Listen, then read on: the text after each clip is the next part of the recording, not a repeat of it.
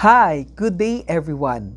Alam niyo ba na ang hindi pagbabayad ng tamang buwis ay maaaring maparusahan ayon sa ating mga batas? At may epekto rin ito sa mga programa ng pamahalaan. Kung nababayaran natin ang tamang buwis sa takdang panahon, napupunta ito sa gobyerno at nailalaan para sa mga proyektong pangkalahatan, sa mga social services at iba pang kapaki-pakinabang na programa ng pamahalaan.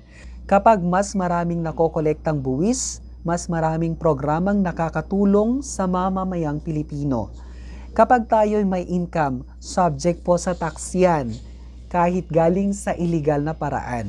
Maaring hikayatin din natin ang iba, lalo na yung mga may malaking kita, na bayaran ang kanilang tamang buwis.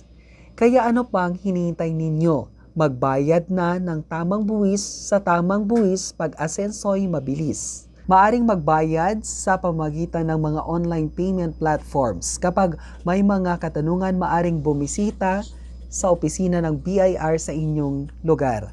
Bye hanggang sa susunod.